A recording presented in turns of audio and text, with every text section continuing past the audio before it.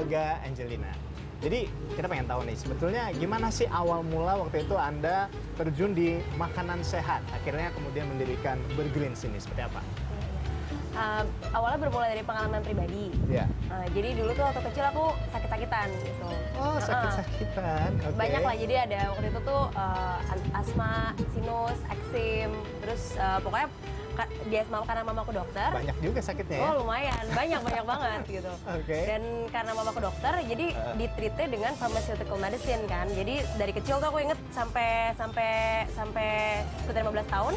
Itu tuh aku bener-bener sering banget minum obat antibiotik tuh hampir nggak pernah lepas gitu loh. Dan makin lama kan dosis antibiotiknya harus makin tinggi kan.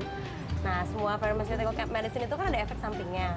Jadi waktu umur 15 tahun tuh aku sempat masuk rumah sakit karena masalah ginjal. Gitu. Dan itu nggak normal banget, anak SMP waktu itu kan bermasalah ginjalnya. Pas dicek, ternyata karena konsumsi obat-obatan kimia yang dalam jangka panjang gitu. Terlalu banyak. Banyak banget gitu. Yeah. Terus saya kira ya jadi aku mulai baca-baca sendiri kan ngerasa kayak gila nih anak-anak lain biasa aja iya kan nggak minum obat dan sehat-sehat aja nih gue minum obat mulu kok nggak sembuh-sembuh gitu kan.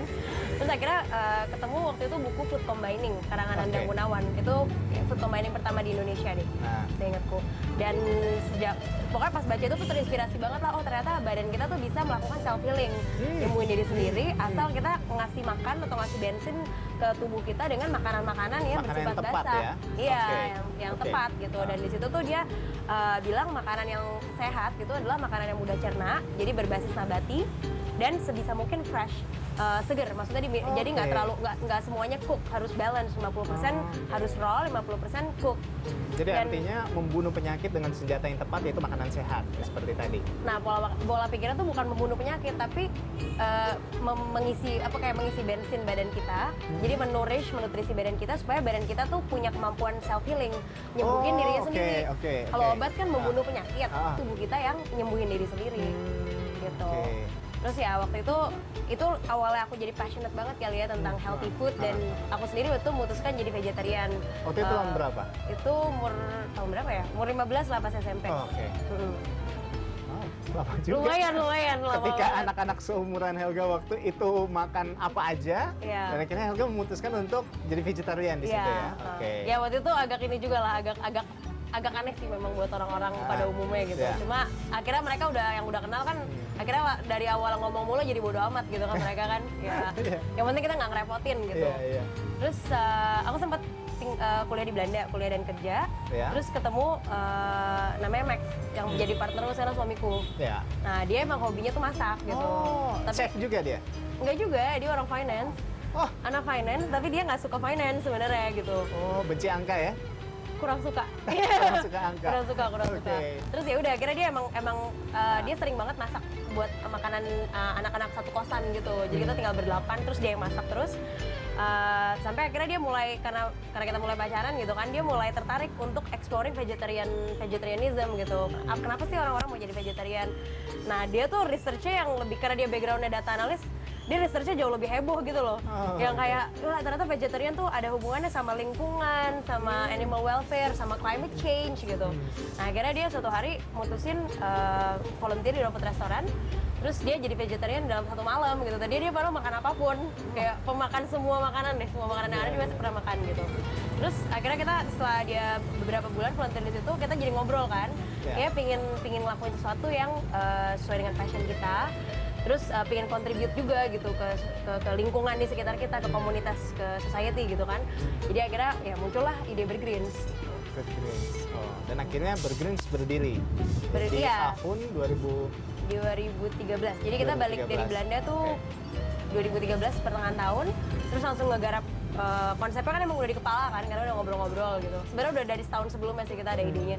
Terus udah ngobrol-ngobrol segala macam, testing di sini, nyari supplier kan, kita nyari petani organik lokal yang bisa kita bermitra gitu. Terus beberapa research, terus udah gitu mulai ngegarap desainnya, tempatnya, menunya. Udah akhirnya berdiri di November 2013. Iya, tapi dulu waktu kuliah kan kuliah di Belanda, itu backgroundnya apa waktu itu? Aku backgroundnya communication. Communication. Oke, sementara Max finance ya. Oke, agak-agak jauh sih sebetulnya dari kuliner ya. Jauh banget, jauh banget. Tapi akhirnya memutuskan untuk berbisnis kuliner.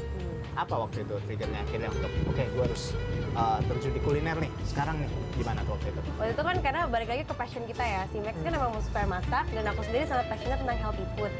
Nah waktu itu alasan kita dan kita berdua memang punya concern yang besar ke lingkungan gitu. Dan waktu itu pas kita research ternyata tuh climate change itu related banget sama meat consumption yang yang selalu increasing year by year. Udah nggak natural lagi gitu. Dan apa proses peternakan kita kan udah nggak natural lagi sekarang gitu. Itu benar-benar itu contribute 51% ke greenhouse gases gitu di lingkungan.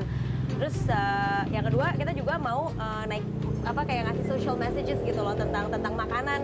Kalau kita milih makanan itu tuh kita nggak milih apa cuma dari rasa doang, tapi bahan-bahan yang kita pilih tuh contribute ke farmers atau artisan atau supplier yang growing atau bikin makanan ini gitu. Nah dari situ kita mikir nih isu yang lumayan berat kan. Kita mau kemas dari segi apa, dan kayaknya karena semua orang tuh makan 3 kali sehari, cara paling gampang untuk meng-engage orang ke satu ide itu lewat makanan. Dan itu emang kebetulan si Max juga jago masak gitu kan. Jadi ya nggak mungkin juga aku bikin kayak app atau teknologi company itu juga nggak mungkin karena kita nggak ada yang ngerti gitu. Wow, jadi pemirsa kita masih akan membahas banyak lagi tentang konsumsi makanan sehat serta dampaknya di lingkungan sekitar kita. Tetaplah di Berita 1, People and Inspiration segera kembali bersama Helga Angelina.